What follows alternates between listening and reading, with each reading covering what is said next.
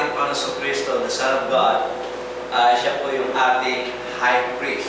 Jesus, our High Priest, our great High Priest, siya ay kinumpare sa mga pagiging High Priest ng mga Levita at ito ay napatunayan na siya ay greater than the Levites.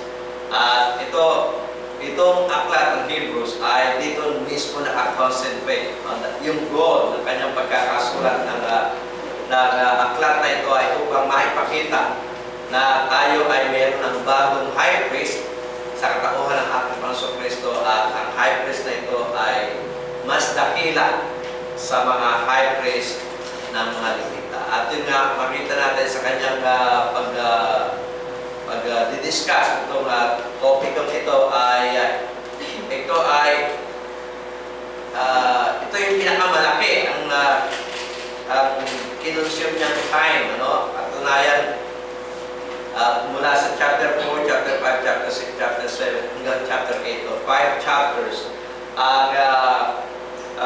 inubos niya para maipakilala ang pagiging dakilang saserdote ng ating Panginoon sa Kristo. So, ito yung pinakamahalagang punto na gustong iparating sa atin ang sumulat ng Hebrews, maipakita yung magiging kapakinabangan natin o magiging benefits natin ng ating tatanggapin o ating panghahawakan at ating pagtitiwala sa ating High Priest na walang iba kundi ang ating Panginoon sa Kristo. So dito magbabasa po tayo mga talata sa banal na kasulatan, Tagalog na ito, isinalin ko na para hindi na natin tinatagalog ni English upang ito ay tuloy-tuloy natin pong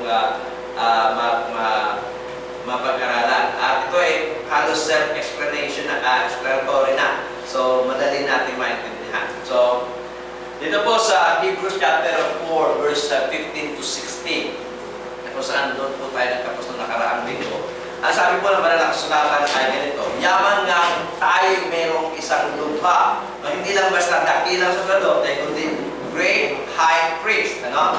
Isang lubhang dakilang sacerdote na pumasok sa kalangitan.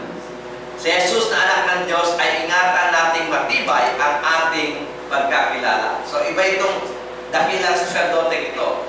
Yung mga dakilang sacerdote ng mga Levita, kanyang pinapasok yung most holy place doon sa literal na temple. Pero ito pong ating pong dakilang sacerdote, hindi po siya pumasok doon, kundi pumasok po siya doon sa sangkalangitan. Bakit? Pagdating sa chapter 8, makikita natin yung pong temple, yung design po ng temple at yung mga furnitures na inilagay po doon sa temple na naandun sa Jerusalem.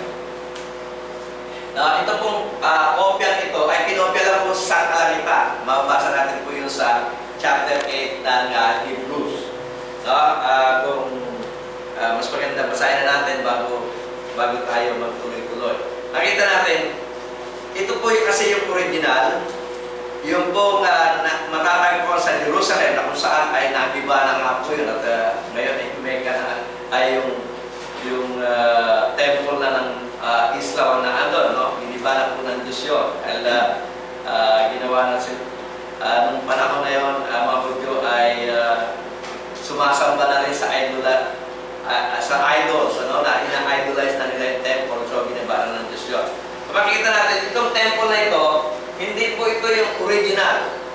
Ang pinagkopyahan po niyan ay ang nasa sangkalangitan. Kung mabasa natin doon sa Hebrews chapter 8, na ang sabi po ay ganito. Ang sabi po doon sa verse 5 na lang po natin babasahin. Ang sabi, na naglilingkod sa anyo at angino ng mga bagay sa sangkalangitan, gaya naman ni Moses, na pinagsabihan ng Diyos na malapit nang gawin niya ang tabernakulo, yung temple. Yung temple po, malapit nang gawin ni Moses, sapagkat sinabi niya, ingatan mo na iyong gawin ang lahat ng mga bagay ayon sa anyong ipinakita sa iyo sa bundok. So, nung umakyat si Moses sa bundok, ipinakita ng Diyos kung ano yung nasa sangkalangitan.